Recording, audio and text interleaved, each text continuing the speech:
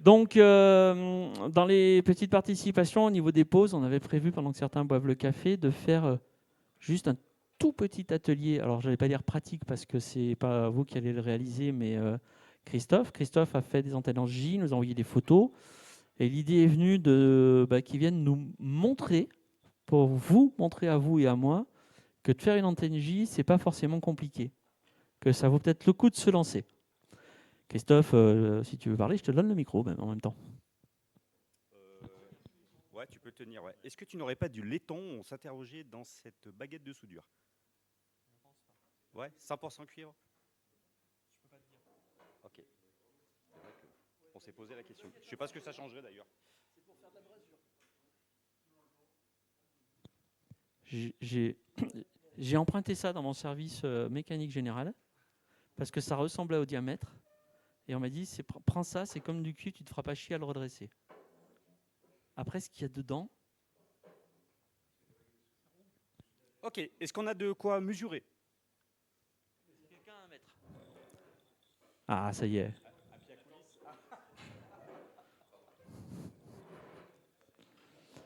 Monsieur le maître nageur, je vous serais gré de ne pas exagérer. J'ai des photos de vous. Ah ben pour moi, pas du tout. On a des photos où sa logeuse était très contente de l'avoir devant les yeux. Je ne dirais pas plus.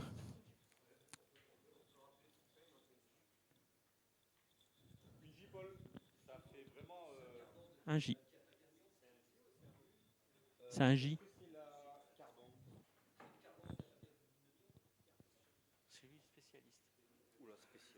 C'est toi qui les as réalisés, c'est pas moi. Tiens, il y a le maître par contre. Allez, premier élément, 24, 71. On va garder une petite marche quand même, parce qu'on va plier.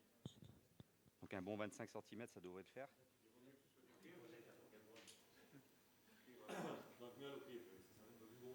Bah, normalement, elles sont décrites en cuivre. Et alors, quand on a discuté avec Christophe, j'en profite pendant qu'il fait les mesures, parce qu'on a eu les échanges avant, lui il dit du fil électrique de 2,5. Ouais, du 2,5.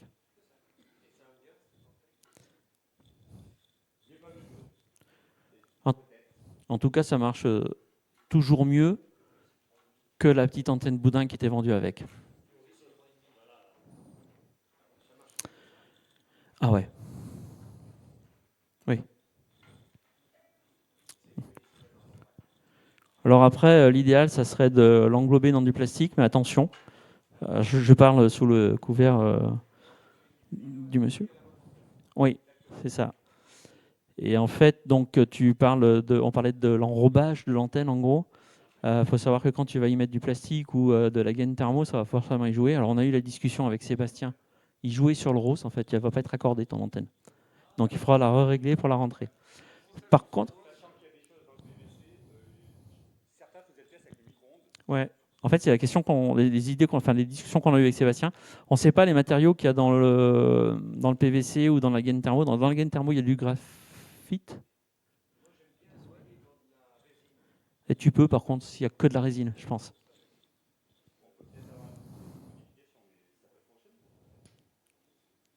Et par contre, du coup, Sébastien a attiré mon attention sur si quand tu mets du plastique, tu joues sur l'accord, ça va forcément jouer sur le champ de rayonnement. Ouais.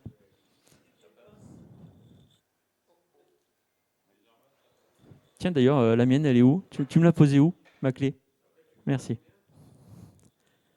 Premier élément, j'étais à 25 cm. Deuxième élément, je vais l'espacer de 0,77 cm. Ouais. Je pourrais fournir la capture d'écran éventuellement du logiciel de calcul, quoi.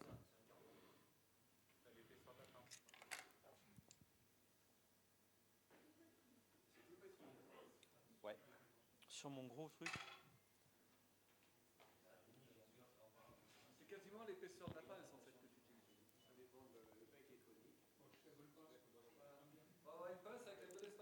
Ou alors faire une planche avec les clous bien espacés, ça serait des clous de guide, mais...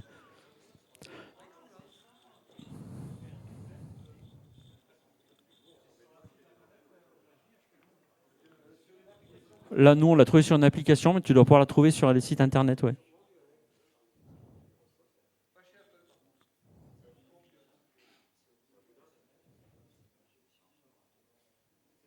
Sur là, c'est les antennes jupe sur celle-là, c'est pas du boudin. Quand elles sont grosses un peu comme ça, là dedans, les antennes comme ça, c'est pas qu'un boudin. Ils appellent ça antenne jupe. Ouais, j'ai ça aussi. Mais en fait, il faut la passer au VNA.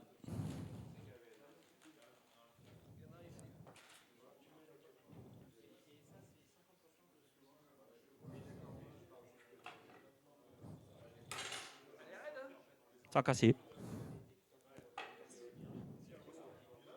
C'est Laserman. Bonne référence. Je fais pas de pub, je connais personne qui vend les pinces Laserman, mais si un jour vous achetez une pince multifonction, franchement, mettez-y le prix et achetez une Laserman. Ça sert à tout, même à ouvrir les canettes. Voilà la forme de la J-pole. Il va falloir maintenant qu'on aille souder notre coax au bon endroit et justement on va pouvoir accorder avec modification. Donc je peux également accorder avec mes longueurs de mes différents éléments. Je prévois toujours un petit peu plus parce que rajouter c'est toujours compliqué. Et on va essayer de souder le coaxial au bon endroit et on mettra ça au vélo. Est-ce qu'on mettrait plutôt des sucres et tu te balades dessus pour régler l'accordage? Des dominos éventuellement. Tu gères pour déplacer. Possibilités, ouais. Parce qu'une fois que c'est soudé, t'es baisé quoi. Il faut dessouder, rechauffer. Comme il y a de la masse, c'est un peu. Alors la masse, elle va de quel côté? N'importe, il n'y a pas de. Ah, il n'y a pas? Non, non. Donc tu peux défoncer un sucre, ça tu coupes en demi-sucre. Exactement. Si tu arrives encore à couper le sucre en deux pour garder juste un morceau avec une vis. Et donc là, il n'y a pas de sens, on ne sait pas où on met le poisson. Non. Aucune importance. Et donc la deuxième longueur, c'est en carbone? 25 cm sur la bande 868, je ne sais pas ce que ça représente, mais. Ouais, un demi-onde. Donc moi, cette même chose, je l'ai mis dans un tube PVC d'électricien, bouchonné en haut et colle chaude en bas pour l'étanchéité. Et elle fonctionne superbement bien. Par contre, si vous rajoutez le PVC autour, ça va modifier le réglage SWR. Pas forcément, non. Moi, j'ai tout fait étanche.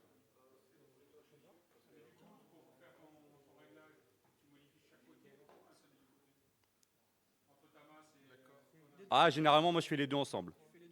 Je fais les deux ensemble et je les remonte ou je les redescends pour l'accord. De toute façon, si vous avez un VNA, vous allez voir systématiquement que la courbe, elle va commencer à se décentrer d'un côté ou de l'autre. Donc, vous la ramenez comme vous voulez.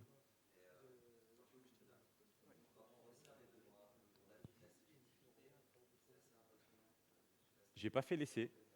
Ouais.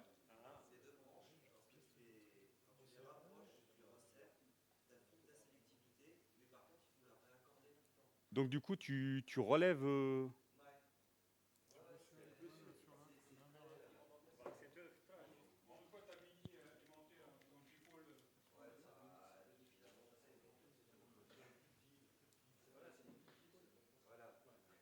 comment j'ai fait ma J-pole.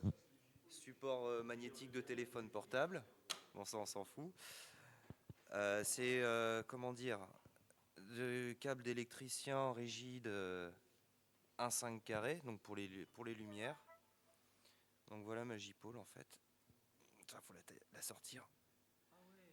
Voilà. Donc ça, c'est ma J-pole accordée. D'accord, elle est encore plus petite, ouais. Et elle est extrêmement sélective.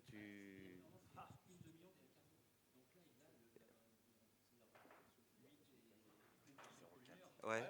Non, mais il faudrait qu'on compare. Mais je l'ai taillé vraiment dans la gaine parce que justement, comme tu dis, dès qu'on met la gaine ou le tube PVC, on désaccorde tout. Mais on a eu un beau petit débat là, il y a très récemment où on causait du taux de carbone qu'il pouvait y avoir dans les matériaux. Et c'est pour ça que les antennes professionnelles sont en fibre de verre comme exempt de carbone, donc beaucoup plus et donc sûrement beaucoup plus efficace que nos matériels faits maison. Après, faut voir. Ouais.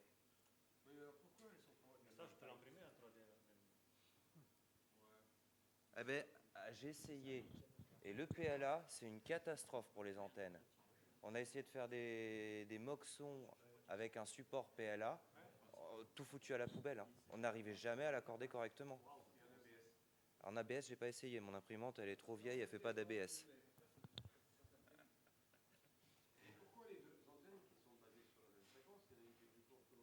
Parce qu'on les accorde, plus on resserre les brins, plus on change l'accord, et donc plus il faut la retailler ou la remettre aux bonnes dimensions. Parce que justement, il y a un espacement qui est plus important entre les deux. Et plus vous les resserrez, et plus moins c'est grand. Pourquoi il y en a un qui fait 25 cm? Ah, de longueur d'éléments? Je sais pas. Question pour les hommes, Oui. Les J-pôles sont assez intéressantes en termes de sélectivité, surtout. On les prend pas pour le gain, on les prend pour prendre moins de place sur le Exactement. spectre et donc dégager. Là, il y a quoi? Il y a 4 mm. Voilà. Donc ça C'est joue pas le rôle mal. de filtre en même temps. Ça joue le rôle de filtre. Mais je sais pas si on n'a pas un VNA des fois. Le problème c'est qu'avec le transport, je sais pas ce qu'elle va donner là. C'est chaud à travailler.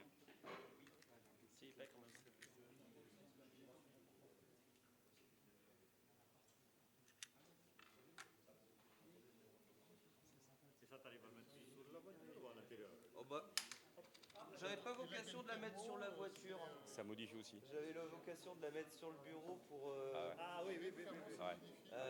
Merde. La clé. Merde. C'est pour ça qu'il vaut mieux un petit peu plus long. La SDR. C'était pour la SDR. Qu'est-ce qu'on y soude? On y soude quelque chose ou pas? Rien du tout? Ok. Allez, nickel. Bon, c'est pas grave. Là, si on la passe au VNA.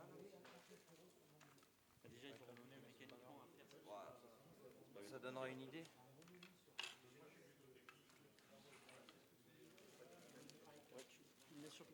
Mais dans mes souvenirs, elle était pas si mal que ça.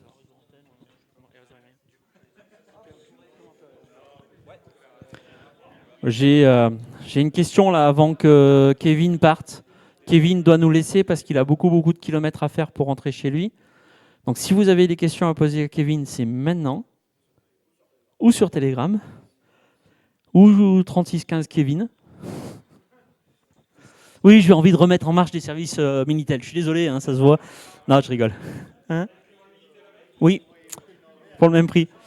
Pour essayer de condenser un peu le temps, est-ce que dans les ateliers que vous avez vus jusqu'à maintenant, vous avez vu tout ce qui vous intéressait de voir, ou est-ce qu'on en refait un tour ou pas?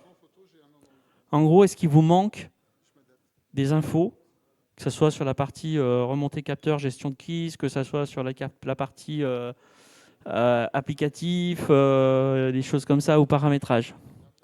Parce que là, l'atelier qui était là sur le matériel, vous allez oublier. Par contre, on ne plie pas, hein, ça veut dire que le matériel, il reste sur les tables, il reste là. Vous pouvez regarder le matériel, trouver le propriétaire pour qu'il vous parle du matériel en question. Mais après, voilà, c'est pour libérer Kevin qui doit repartir s'occuper de ses vaches à côté de Poitiers.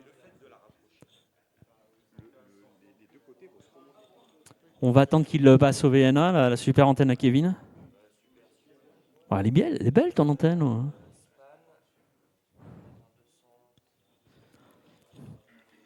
Alors dans les choses qu'on a passé très longtemps à expliquer, je vais meubler de papotage pendant qu'il bricole.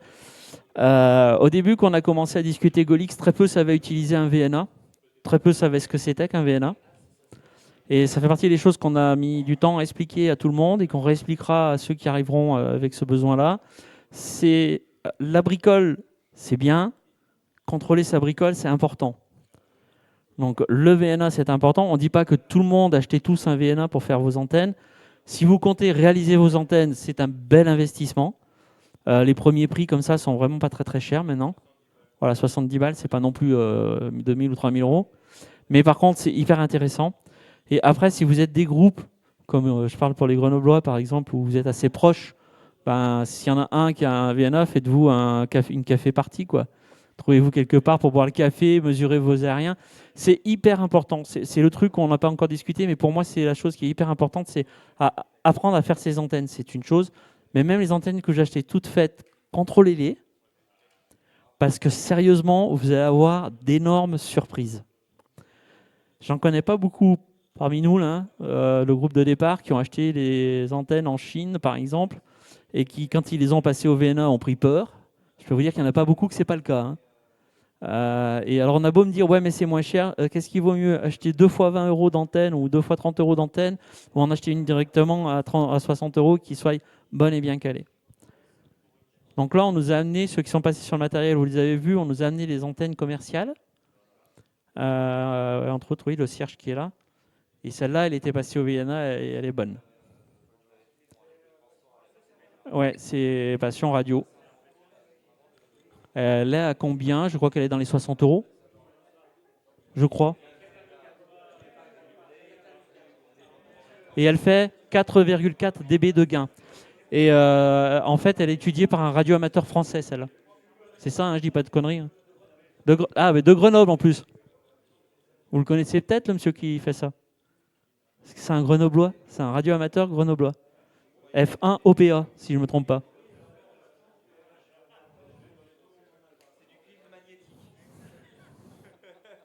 C'est la nouveauté du moment. J'avais rien à inventer ce week-end, je m'emmerdais un peu. On a fait du cuivre magnétique. Donc faites-vous pas avoir sur les antennes pas chères achetées à droite ou à gauche, c'est de la merde.